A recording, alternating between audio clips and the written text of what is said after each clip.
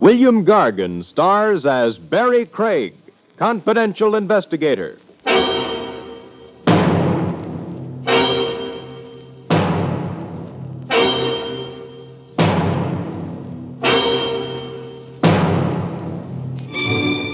A lady killer is sometimes the worst-dressed guy around.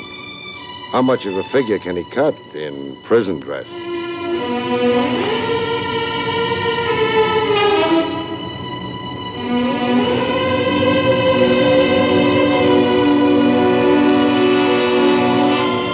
The National Broadcasting Company presents William Gargan in another transcribed drama of mystery and adventure with Barrie Craig, confidential investigator.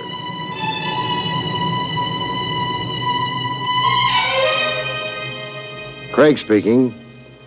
You meet odd exhibits in the human jungle. Walk down any street, especially when the hour is late.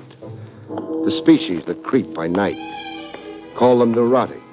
Call them throwbacks to the time when man stalked his prey with a club. You meet them, and the chill on your spine spells out the word danger. Got a match, Cap?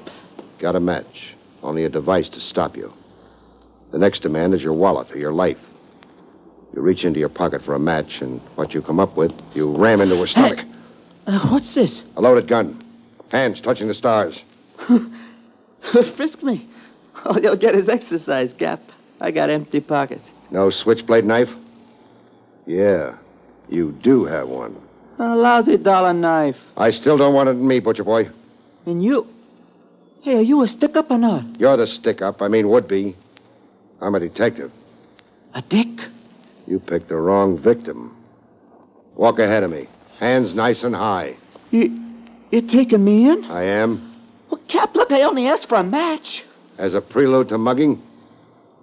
Concealed weapons. There's a city ban against switchblade knives. Cap, don't run me in. I'm asking you. Have a heart. Allergic to the station house, huh? Yeah, that figures, too. More in your mind than a switchblade knife. I wonder what it is.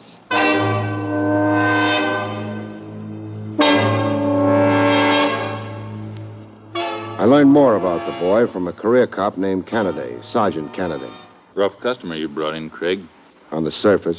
And on the inside? You're overrating a punk. What's his record? The usual. Petty theft, illegal entry, stolen cars, disorderly conduct, street fights. Meaning he served time. 1 year in a correctional institution for juvenile delinquents. What's his neighborhood gang called? The Tarantulas, the worst of the teenage mobs. Besides creeping by night, what does Spike Sanger do? He's enrolled in a vocational high school, a course in repair mechanics. Father, mother, people? Father's dead, lives with his mother, Mrs. Stella Sanger. Mother's a factory worker. Sweat him, Kennedy. Find his breaking point. My hunch is you wrap up a lot of stuff currently indexed as unsolved crimes.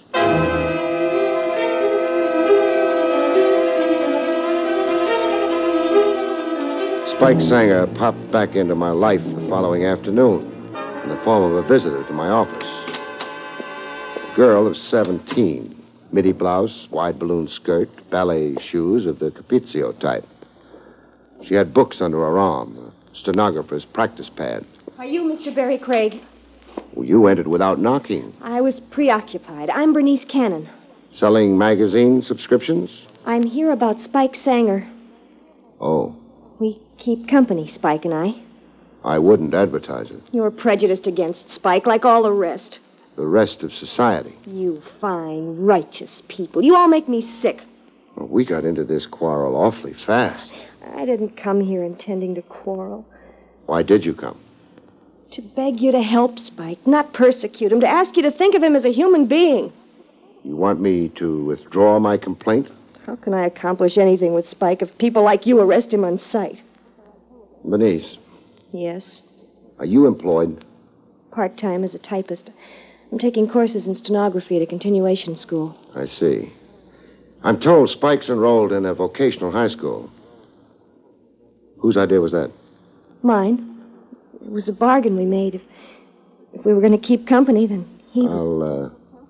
I'll think it over. And then maybe I'll intercede for your boyfriend. I'll see if I can help him. How long have you known Spike Sanger? All my life. Where I was born, Spike was the baby next door.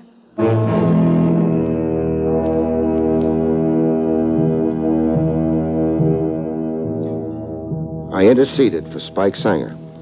The district attorney yawned listening to me and then brushed me out of his office. An hour later, Sergeant Kennedy explained my failure to me.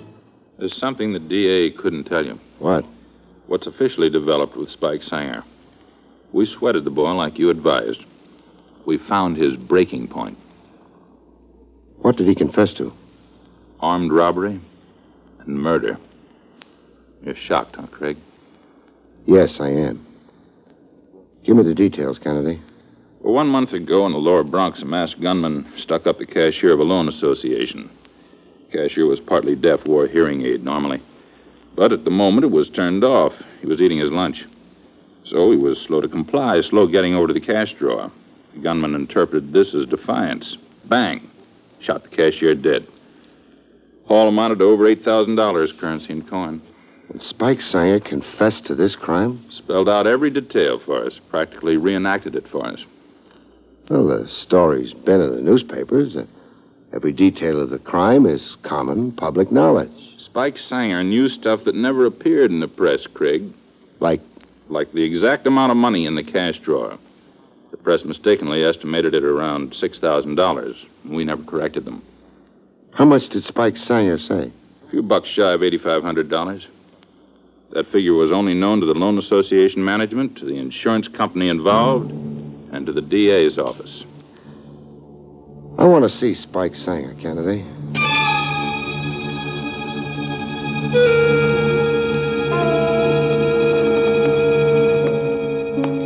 They had Spike Sanger in the Tombs. They were still sweating him, trying to get answers to other crimes listed on the books as unsolved. He was on the edge of his cot, head down between his knees. In the dumps with that look in his face a guy gets when he's turning suicide over in his mind. They'd confiscated his necktie, his belt, and shoelaces. You get out of here, Cap. You branded yourself a killer, I'm told. Yeah. And I'm your arrest. Pick up your medal at the front desk, hero. Not a shred of evidence pointing at you. A crime that's a month old and cold. You'd never have been tagged for it. You sound like you're mad I confessed. Self-protection is human nature, even among punks. It's unnatural to beg for electrocution. So I'm a freak. Cap, get out of here. Soon. I frisked you the other night. You were flat broke, not a red cent. Not even a whole cigarette on you. You were snitching butts from the gutter. Oh, now you're going to make poverty a crime, huh? What happened to the $8,500 you grabbed from the loan association till? What happened? I blew it in. Where? Here and there. Broads, gin mills. I played some pool. I bet on the fights. Went down to the racetrack. A pigeon has wings, so is money. You claim to have spent $8,500 in one short month? Listen, I've been 17 years dreaming of one big binge, so I had it. Now, Cap, will you get out of here? How's your confession going to sit with Bernice Cannon? Bernice. She loves you. Love? What's that?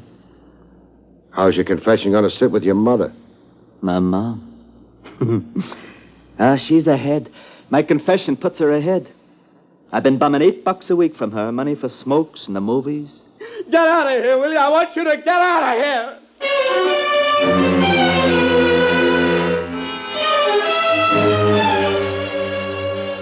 But Mama Sanger wasn't rejoicing over her $8 raise in pay. I can't make you welcome in my house, Mr. Craig. I'm not really the cause of your son's troubles, Mrs. Sanger. You arrested Spike. His trouble started with you. If not for you... His trouble started a long time before me, Mrs. Sanger. Post-infancy, boyhood, adolescence. Kids are okay, and then they're not okay. When did he begin to get wild? Boy in the slums with an invalid father and a tired factory worker for a mother. A boy who was still hungry, getting up from the supper table. Never had a suit or shoes that somebody hadn't worn before him. Yet he had enough faith in his heart to go to church every Sunday with his father. When did the father die? When Spike was 13 years old.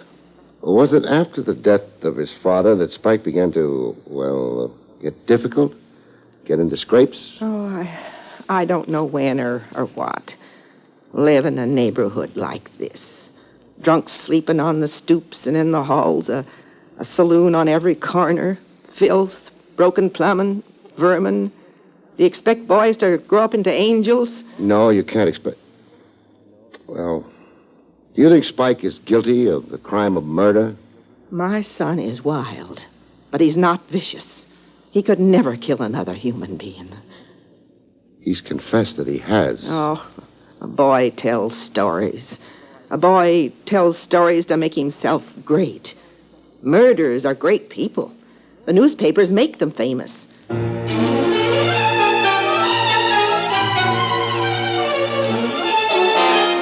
In the Sanger living room, Spike's girl, Bernice, had her own brand of scorn.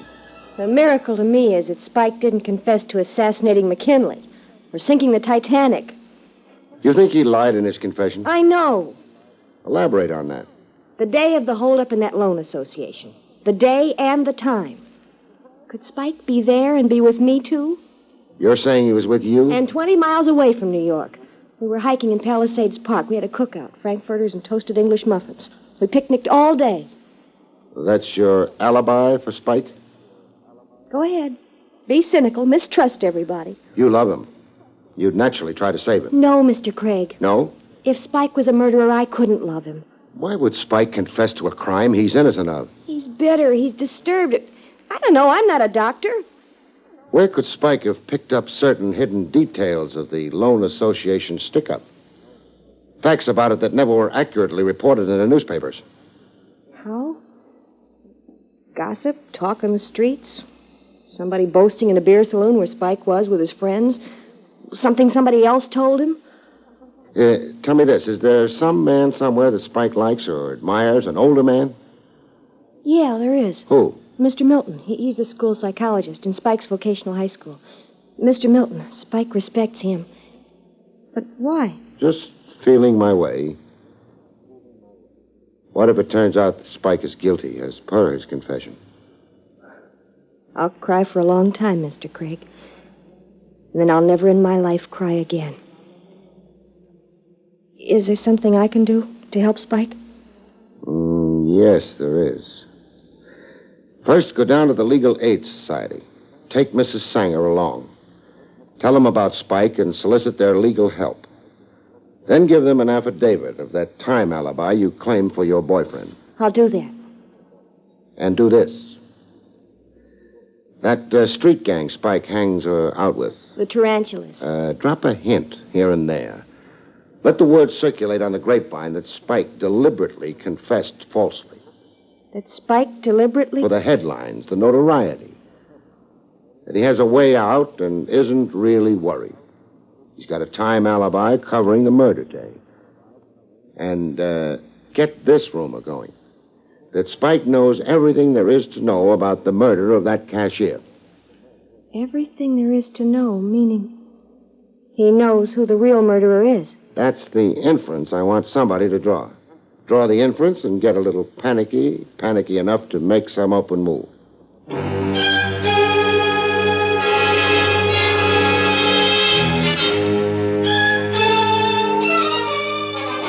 At the vocational high school, the psychologist, Mr. Milton, showed genuine distress for Spike Sanger. The news came as a terrible shock. You were professionally interested in Spike. Even personally. Spike has charm and likability and cooperative qualities. Last term, he earned 14 service credits. Well, what has been your gauge of Spike Sanger? A certain emotional instability, normally optimistic, but then fits of depression. What causes them? Certain emotional maladjustment, deep feelings of inferiority, guilts. Guilts about what? Well, I can't say. If we knew that, we could get to the root cause of his behavior. Well, what generally did Spike confide in you? Spike once blurted that he'd not attended his father's funeral, that he'd purposely hidden himself away all that day in a neighborhood movie. I see. Love for the mother, not so much love for the father. Now, tell me this. Could a boy confess to a crime he didn't commit? Yes, a boy could. Why? Perhaps to punish himself for some other guilt, some secret feeling of guilt. Could an innocent boy insist on his guilt in a situation where punishment might mean the electric chair? Even so, yes. A boy bent on self-destruction could conceivably make such a confession. If Spike is asking for execution because of some secret guilt feelings, those secret guilts can't be the common, ordinary variety. Specify your thought, Mr. Craig. Okay, I'll specify. Say the boy wants to pay the capital penalty, electrocution, for a crime he didn't do. That suggests that the crime he did do is right up to size.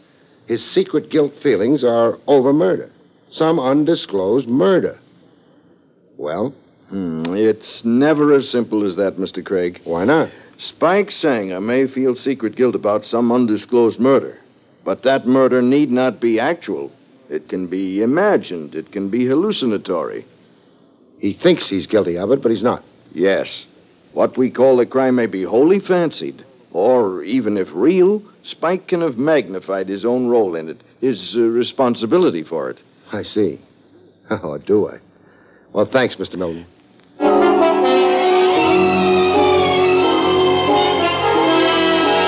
Bernice Cannon reported her success with the tarantula gang grapevine to me. We met in a remote place, a wharf that looked over the Hudson River. It feels kind of funny being so clandestine, so furtive. Try to flush out a killer, you take risks. I don't want you spotted working with me. I don't want you hurt. Now, what's the story? I have definite progress to report. Well, tell me. I dropped hints, as you told me to, about Spike's confession being false and how Spike knew every detail there was to that happening. The robbery and murder. Well, I spent one evening in a social club the tarantulas keep up. A horrid, dingy cellar. I didn't even have to broach the subject or be clever. The boys were buzzing with it, huh? Yeah. Well, go on. Last night, I was approached on my street by a fellow known as Lou Lennox. Lennox is older. He's at least 24. But he's around teenagers. A smooth person with slits for eyes. A nervous twitch here in his cheeks. Constant twitch, once a minute. Holds your eyes. You're fascinated. Symptoms of a drug eater, I'd say. That figures too. Armed robbery, wanton murder, and narcotics. Now, go on. Lennox played up to me. Every male trick of charm and insinuation. How pretty I was and my figure. Why wasn't I in show business? Then he began talking about Spike. As artfully as he could, but so obviously. He pumped me for details, and all that time, that awful twitch. Lennox showed anxiety? Yes. If ever I've seen a man deep down afraid. He asked me for a date. Pretended he was falling for me. He wants from you all that Spike knows about the Loan Association murder. Lennox figures a date and a few drinks will loosen you up. It's to be tonight. Lennox has a car. He'll be outside my house. Mm-hmm. I'll keep the date.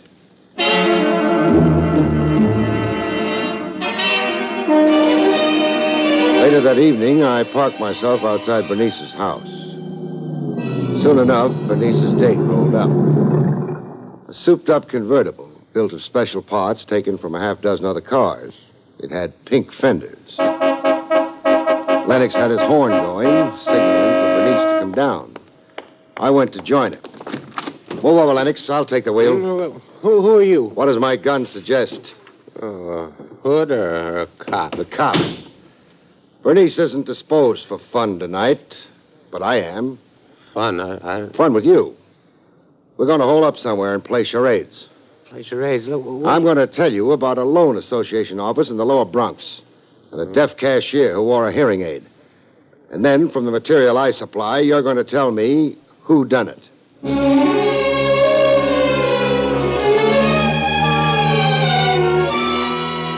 Lennox amazed even himself. He lasted all night. With the break of dawn, he reached his breaking point. At headquarters, I waited until the police stenographer completed typing up the Lennox confession. Kennedy stood around looking just a little perplexed. 2 confessions to the same murder. Which do you believe, Kennedy? Lennox's. He's been up for murder before, and not only that... All cut. I want a carbon of Lennox's confession. Sure. Typist is finished here. And now I want it signed. Then I want to pass to the Tombs. Sure. Sure thing.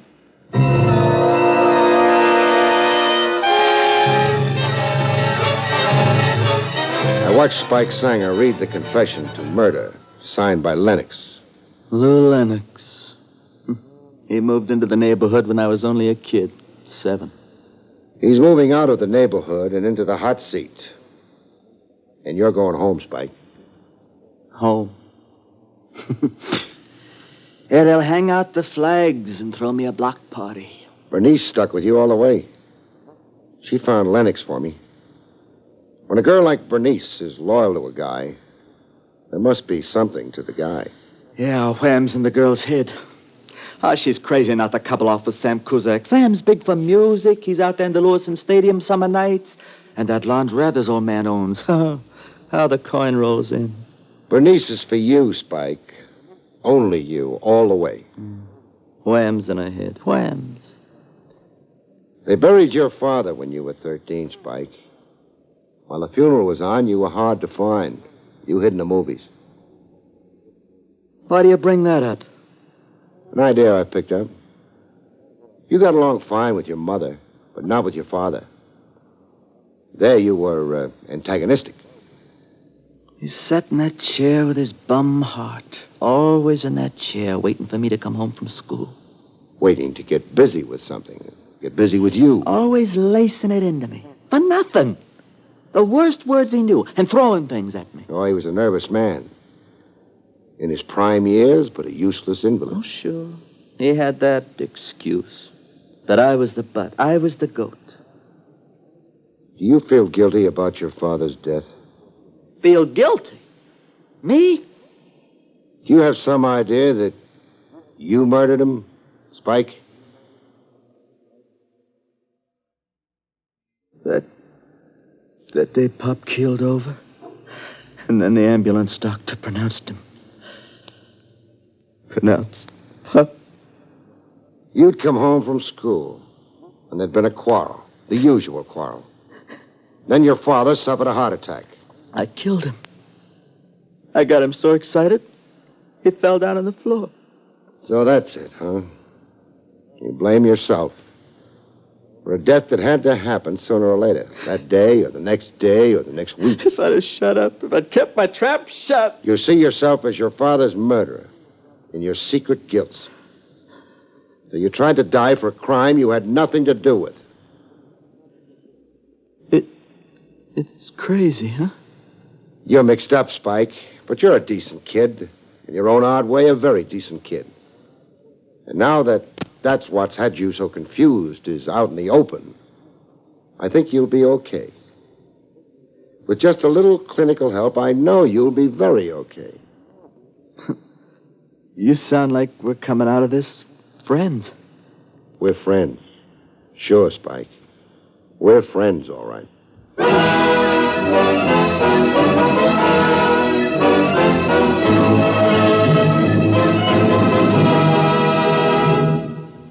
You've been listening to William Gargan in another exciting transcribed mystery drama from the adventures of Barrie Craig, confidential investigator.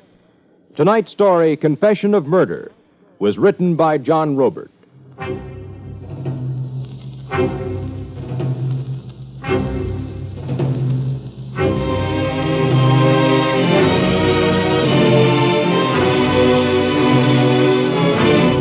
The National Broadcasting Company has just brought you an NBC Radio Network production with William Gargan, starring as Barrie Craig, confidential investigator, directed by Andrew C. Love.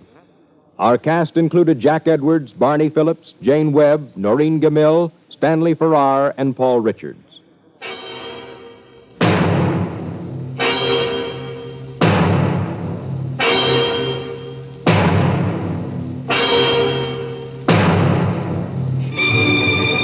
Convicts tell their true life stories on The Loser tonight over most NBC radio stations.